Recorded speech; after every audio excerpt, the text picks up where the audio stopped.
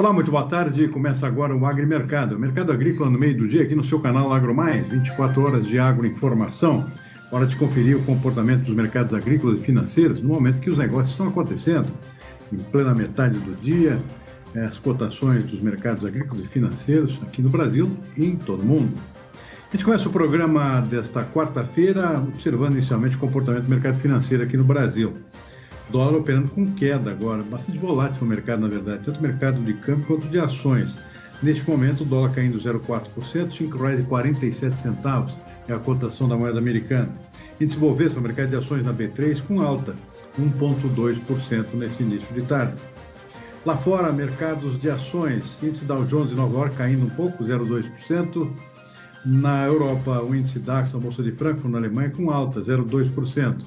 Na Ásia, destaque para a Bolsa de Xangai, na China, nosso principal cliente do agronegócio, Bolsa de Valores deles, caindo agora, já caiu, aliás, já fechou 0,4% abaixo do dia anterior. Petróleo, mercado internacional, operando com queda, 0,2% em Londres, tipo Brent, que é referência para o nosso, menos 0,4% em Nova York, petróleo tipo WTI. Preços do Brent agora na faixa de 84, 85, 84,60 mais exatamente, preço do petróleo Brent no mercado internacional, basicamente em Londres. Mercado de commodities agrícolas, mercado de grãos em alta, de forma generalizada na Bolsa de Chicago nesse início de tarde. Ontem já foi assim, depois da divulgação de dados novos sobre produção, oferta e demanda dos Estados Unidos e do mundo, por parte do Departamento de Agricultura dos Estados Unidos, números que surpreenderam no caso da soja. O USDA veio com um número abaixo da expectativa para a safra americana, na contramão da expectativa dos analistas. E a soja subiu ontem e continua subindo hoje. Ontem subiu 2%, Chicago, agora com alta 0,4% nesse início de tarde. Milho sobe mais, inclusive 1,4%. Trigo também, com alta expressiva de 1,2%. E até o arroz em casca na Bolsa de Chicago, que abriu em queda, agora está subindo também, 0,4%. Na Bolsa de Nova York, destaque para o algodão, que está subindo 0,8%. Cacau dispara com alta de 2,6%. Na contramão aqui, 3 produtos. O café arábica caindo um pouco hoje, 0,3%. O açúcar bruto em Nova York também cai, 0,9%. E o outro que está em queda nesse momento é o suco de laranja, menos 1,5% em relação a ontem. Daqui a pouco a gente confere também mercado físico, os preços do mercado interno aqui na manhã de hoje, dos principais produtos de interesse dos nossos produtores de todo o Brasil. Antes disso, vamos para a nossa entrevista ao vivo desta quarta-feira. Tenho a satisfação de conversar agora com José Carlos Oliveira de Paula, que é presidente da ProSoja do Maranhão, Associação dos Produtores de Soja do Estado maranhense, dentro da região do Mato Piba, a região que mais cresce em produção de grãos aqui no país, especialmente no caso da soja. Presidente, muito boa tarde, muito obrigado por nos atender aqui no nosso Agrimercado. Conte para a gente, plantio andando normalmente aí, vamos ter mais um aumento de área. Como é que está a situação para a soja aí no Maranhão, presidente? Muito boa tarde.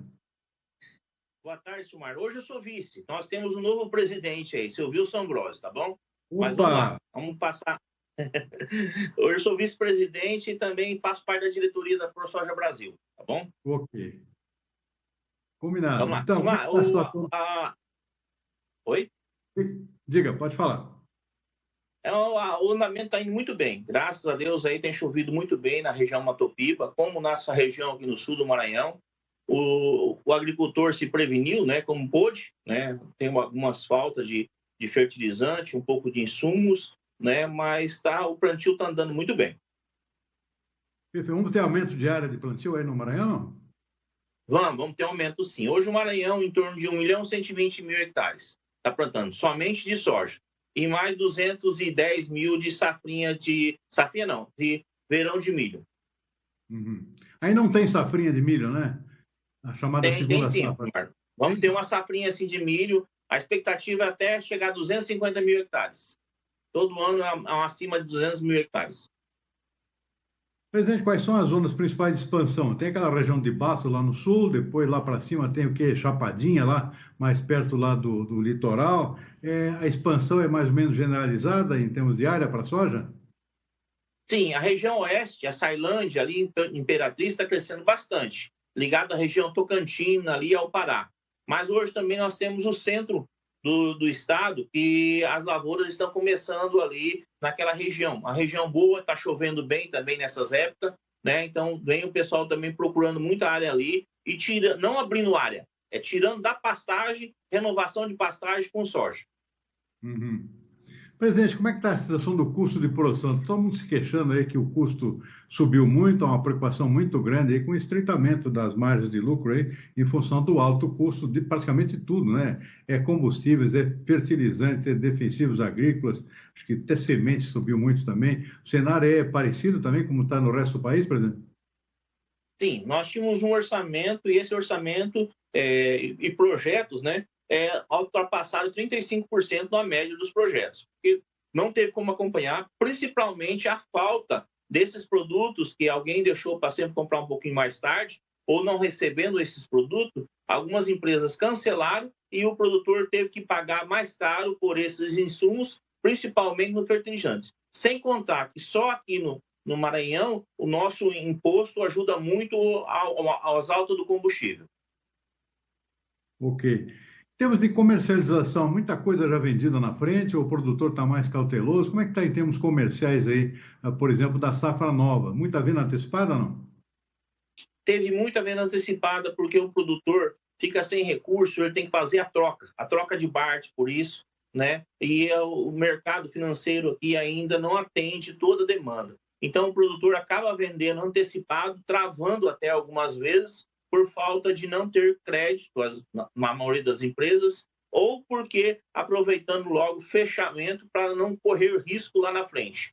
Mas o agricultor está bem cauteloso, não está fechando muito, não está travando muito a soja, porque quer arriscar um pouquinho mais também lá na frente por causa do medo desse câmbio, né? Então, está bem cauteloso hoje os produtores. Na média, em torno de 45% até 50% a gente tem ouvido falar no estado todinho fecharam a soja. Ok. Presidente, o senhor falou aqui do negócio do milho, que a área de milho ainda é relativamente pequena quando comparada com a soja, aí na região do Mato Piba como um todo, e no Mato Grosso, no Maranhão não é muito diferente. Tem espaço para crescer mais com milho também, além da soja? Tem sim. Em contato com o pessoal está fazendo muita rotação de cultura com o milho, né, de imediato. Algumas áreas velhas já estão precisando de fazer rotação. E o agricultor acaba até optando por isso, aonde larga um pouquinho mais de residual no solo, né, e acaba ajeitando melhor o solo, mudando as culturas. Então, tem muita gente já fazendo isso e tem espaço para crescer, principalmente nessa região oeste, aonde o pessoal está optando, tirando logo a pastagem e entrando logo com o milho para não sofrer tanto. Então, nossa estimativa é que a partir do ano que vem é perigoso nessa safra de verão querer dobrar o milho, porque as exportações continuam mantendo esses preços altos. Uhum. Presidente, para finalizar aí, só para se ter uma ideia em termos de futuro, quais são as áreas de maior possibilidade de expansão aí no caso da soja aí no Maranhão? Eu citou aí, eu citei o sul do Maranhão, tem a região também, que é aquela região oeste, né? Lá na divisa com o Tocantins, e lá para cima também tem áreas de expansão, né? Qual que vai crescer mais? Tem. Da região oeste para centro, que é Caxias, Grajaú, você liga ali a antiga Estrada do Carvão, né? São áreas ali que já vêm com pastagem muito degradada e ali está acontecendo muito arrendamento. Nem tanto a venda, mas muitas áreas são arrendadas. E também chega também mais perto ao porto. Nós temos uma via dorsal, que é a MA006, que corta isso, e a BR-222. São as duas que ligam ao porto, deixando o agricultor mais próximo ao porto, com menos frete, e também ligando parte da rodovia. O que precisava daquela região é um melhoramento na logística para todos os produtores, mas também um investimento em armazenagem, porque aquela região ali não tem uma trade hoje específica ainda, igual está trabalhando aqui no sul, né, que consegue fazer a limpeza, a transformação, receber esse grão. Porque aqui no sul estão concentrados a maioria das empresas. Os mais perto ali seria Porto Franco. Então, é o único berço, mais ou menos, que já tem o berço da ferrovia ali e também que tem armazenagem que possa fazer essa limpeza, no caso de não ter, a maioria dos produtores ainda não ter investimento próprio nas propriedades porque são arrendadas. Uhum. Só para você ter uma ideia, o que está se falando em termos de preço para a soja aí, atualmente aí nessa região? Só para você ter uma ideia Hoje, de em como torno aqui, as praças. hoje, em balcão, hoje a soja negociada a R$ 162. Soja futuro, 30 do 4, R$ 153. Na região sul aqui. Mais perto do porto, vai se tornando, chega até, como diz outra Chapadinha, passa de R$ 160 soja futura e soja disponível R$ 170. Está bem mais perto ao porto, né? Na nossa região. Então, nós estamos aqui a 900 quilômetros praticamente do porto. Isso afeta muito no custo e preço dessas commodities. De qualquer forma, é um preço Igual o milho razoável. também. Sim, se comparar aqui com o Oi? sul do país, até um preço bom, melhor que no norte do Mato Grosso, por exemplo, lá onde a situação é um pouco mais apertada, né? Porque lá as distâncias Sim, de porto maiores, né? Estou vendo aqui Sorriso, estava 143 de ontem para hoje, aí você está falando em 160, então é um diferencial importante, né? É a diferença que faz a logística, né, presidente? exatamente. Essa logística aí, onde nós temos duas rodovias que fazem somente essa logística, mas sofremos muito com isso. Por isso, deviam ter um preço até melhor se nós tivéssemos hoje BRs e as estaduais, principalmente a MA 006, que hoje só é trafegável. Ainda não dá conforto a alguém sair de Alto Parnaíba, chegar com essa produção sem quebrar um caminhão e sem ter um custo elevado, custo de pneu que vai quebrar, isso aqui lá, talvez até o caminhão, dependendo de onde ele está, porque nós também, o pessoal do Piauí e parte da região tocantina de Campozinos, usa muito essa MA 006 para transportar os grãos. E é uma viagem longa, né? Mas ainda está compensando porque as três estão segurando para, de vez em quando, trazer o fertilizante para ajudar o caminhoneiro nessas horas. Para finalizar, uma última pergunta aqui. Previsão para o clima aí, está favorável para essa safra? Tá, exatamente. A gente estava conversando isso sobre hoje, sobre os associados. 2015 nós tivemos um clima mais ou menos igual a isso aí, inclusive laninha, né? Então, para o plantio, praticamente, nós não temos quase essa dor de cabeça. O plantio vai se encerrar em torno aqui de dia 10 de dezembro, na região sul, e continua no estado aqui até dia 20 de janeiro. Então, nós não temos ainda uma previsão, por exemplo, como que estaria na colheita, mas para o plantio está um braço muito bom, né? Então, o agricultor está esperançoso que essa planta vai ficar, principalmente, sair do solo e não vamos ter grandes problemas. Muito bom, está aí o cenário para o Maranhão, estado importante na produção de grãos do país, bem no centro aqui da chamada região do Mato Piba, região de maior expansão na agricultura de grãos aqui no país, para esse ano, para esses anos recentes e para os próximos, a gente imagina que também. Muito obrigado, até uma próxima oportunidade, uma boa safra para todos vocês por aí. Então, à disposição, o agricultor do Maranhão agradece por estar sempre junto com a gente aí e, mais uma vez, estão à vontade aí e bom trabalho para vocês todos. Muito obrigado. Nós vamos em frente, então, com o nosso agrimercado desta quarta-feira. Hora de dar uma conferida rápida aqui nos nossos indicadores do mercado físico. Vamos ver os preços da soja hoje pela manhã. E temos aqui um mercado, apesar da alta de Chicago ontem, o câmbio não ajudou muito e aí os preços ficaram praticamente aí no 0 a 0, poucas oscilações expressivas no mercado. Uma queda forte aqui em Sorriso, 1,7%, Uberlândia também, 1,9%. Outras praças mostrando estabilidade, pelo menos até amanhã de hoje, como é o caso de Passo Fundo e Cascavel, lá no sul. Lá na região do Mato Piba aqui, Balsa 147, menos 1,3%. Pedro Afonso Tocantins também com queda para 1,46, R$ 146 por saca de 60 quilos. Vamos ver o milho. Preço do milho no mercado físico, muita oscilação forte aqui, queda, hein? Queda expressiva aqui em várias praças. Rondonópolis, por exemplo, 4% hoje pela manhã, R$ 72 por saca. Mercado físico disponível, mercado de lotes. Carazinho, no Rio Grande do Sul, com estabilidade, R$ 85. Outras praças aqui com quedas bastante expressivas. Rio Verde também, 3,8% caindo. Cascavel também, menos 2,4%. Campinas, menos 1,2%.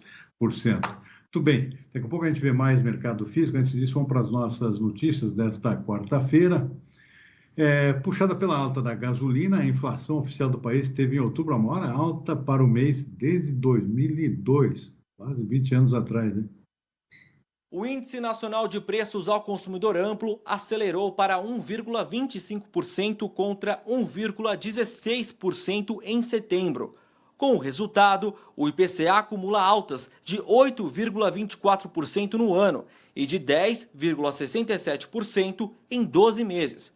Todos os 9 grupos de produtos e serviços pesquisados pelo IBGE subiram em outubro, com destaque para os transportes, que tiveram alta de 2,62%. O motivo foi a alta média de 3,21% dos combustíveis. A gasolina subiu 3,10% e teve o maior impacto individual na inflação de outubro. O óleo diesel ficou 5,77% mais caro e o etanol subiu 3,54%. E a única União da Indústria de Cana-de-Açúcar divulgou na manhã de hoje que a quantidade de cana-de-açúcar processada pelas produtoras usinas do centro-sul do país chegou a 17,0 milhões de toneladas apenas na segunda metade de outubro, registrando uma queda de 36,8% sobre o valor levantado na mesma quinzena da safra 2021, que foi de 26,9 milhões de toneladas. No estado de São Paulo, o maior estado produtor de cana, a moagem quinzenal alcançou 8,2 milhões de toneladas, e nos demais estados do Centro-Sul, a quantidade processada chegou a 8,8 milhões de toneladas, uma queda, nesse caso aqui, de 17,1%. Desde o começo do ciclo 21-22 até o dia 1º de novembro, a moagem acumulou uma queda de 10,8%. E vamos em frente, tem mais notícias pela frente. No dia de hoje, quarta-feira, um dos assuntos dominantes da cenário político é a votação da PEC e a questão do orçamento. O plenário da Câmara dos Deputados aprovou em segundo turno o texto base da PEC dos precatórios, na madrugada desta quarta-feira. Foram 323 votos a favor e 172 contra. A mudança de posição de partidos como o PDT não foi suficiente para barrar a proposta, que segue agora para votação no Senado.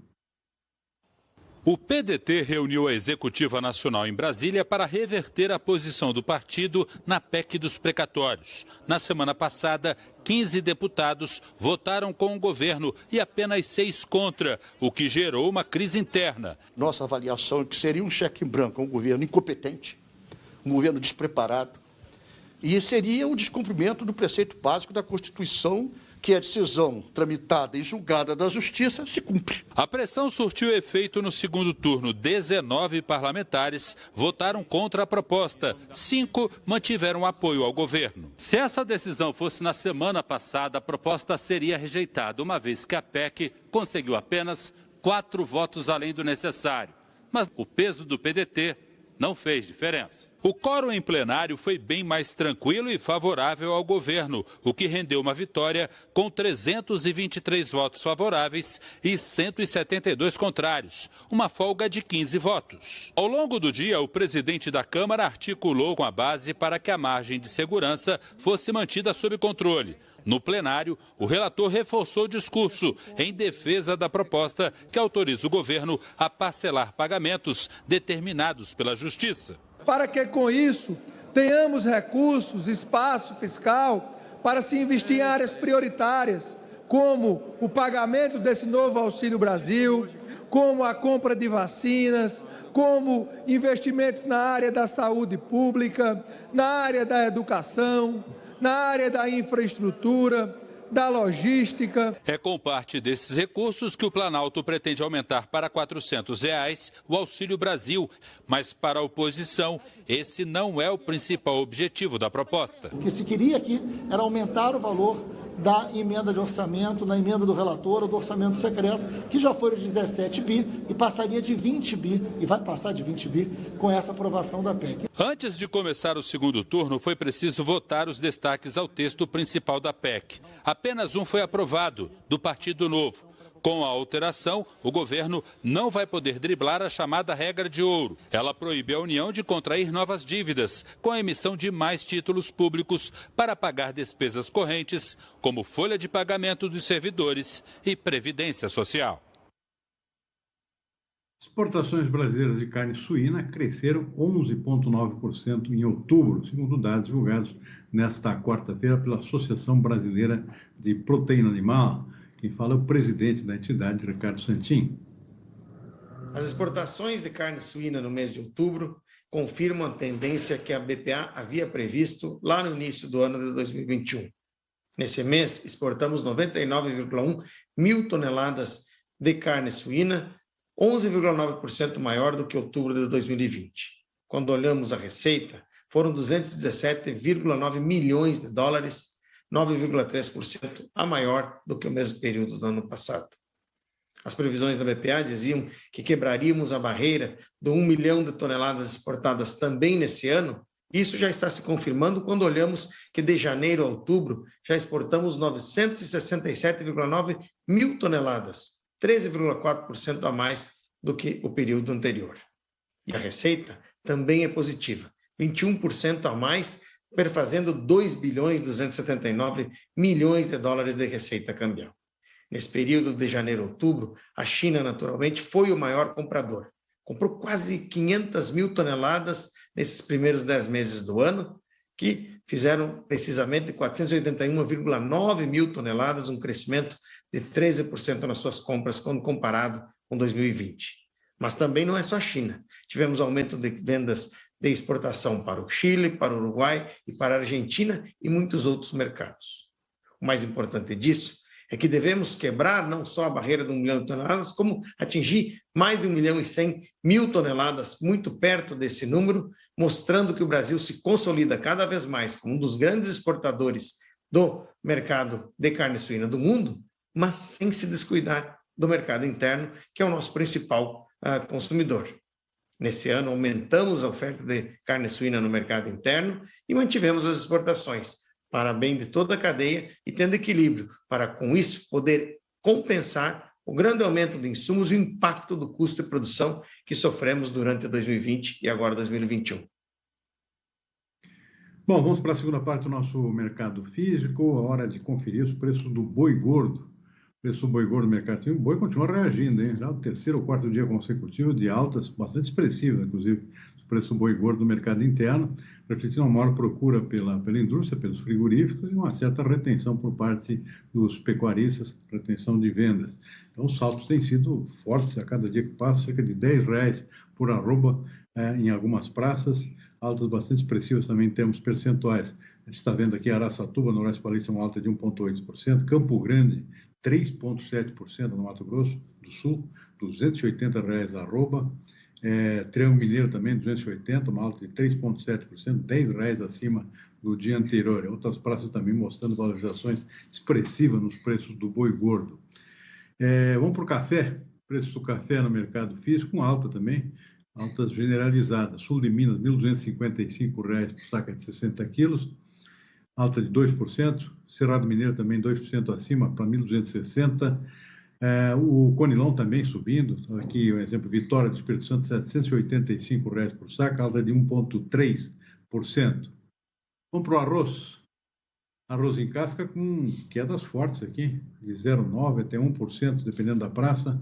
No sul, no centro do Rio Grande do Sul, por exemplo, Santa Maria, 65,60, 65,60, saco de 60 quilos, queda de 1 ponto percentual. Está preocupando já os produtores gaúchos de arroz, essa queda que tem sido bastante recorrente nos últimos dias, bastante acentuada, inclusive, já quase batendo perto dos custos de produção.